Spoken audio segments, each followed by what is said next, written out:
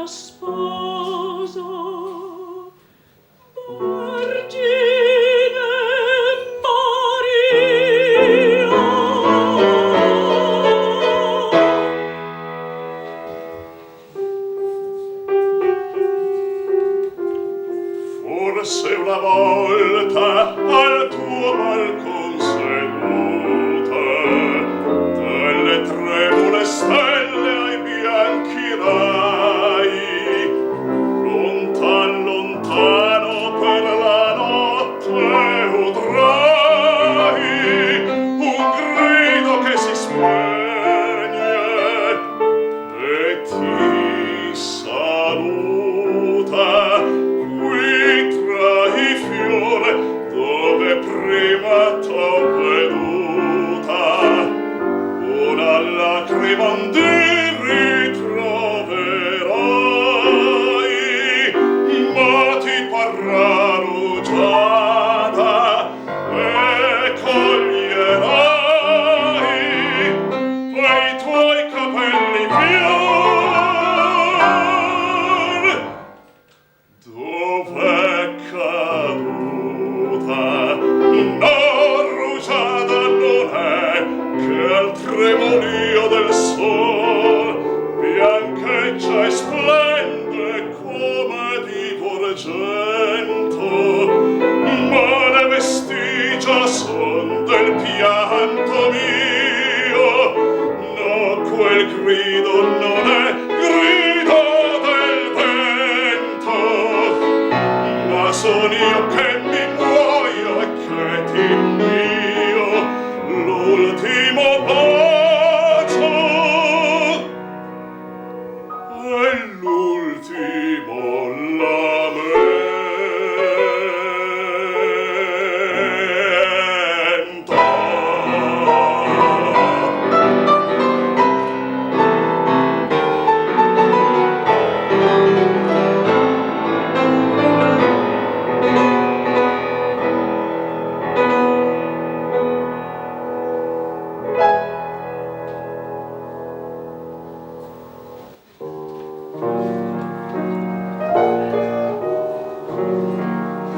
Che mai dicevi alla candida luna sul davanzal della finestra accesa, mentre io guardava su dalla mia bruna e tu immobile fesa guardavi il ciel e ti diceano all'alma gli astri lucenti e la notturna calma bella infedel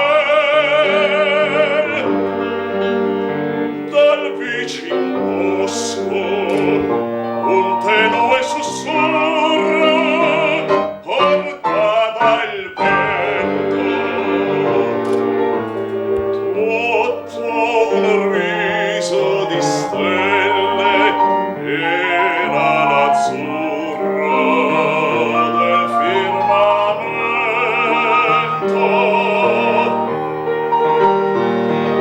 Mi sentia nel mirarti il cor passare da una punta crudel e tu natante nel candor lunare e tu guardavi il ciel.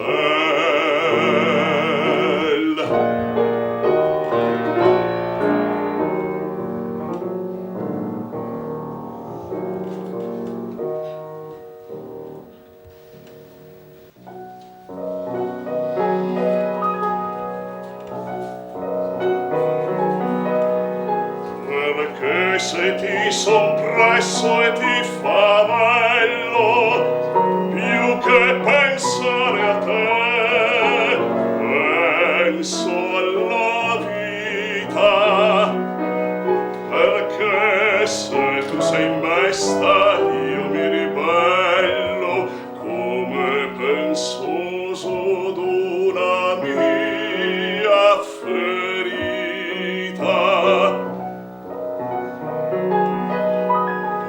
che Lara tu sei la poesia e c'è un sogno giù nel cor profondo e la piccola tua malinconia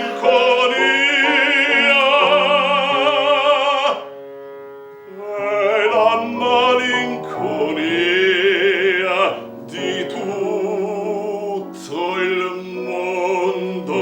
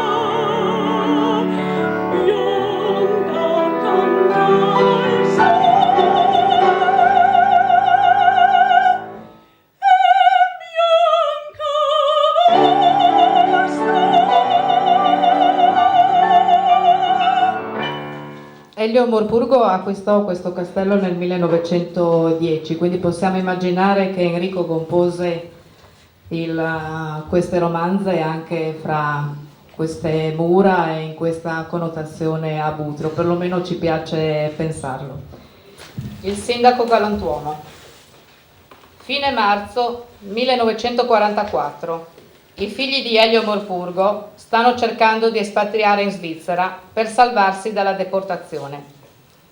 L'ex sindaco di Udine, date le precarie condizioni di salute, si trova nel nosocomio cittadino. Un altro giorno, 1944, un altro giorno qui, nella stanza numero 11 del secondo piano del reparto dozzinanti dell'ospedale. I giorni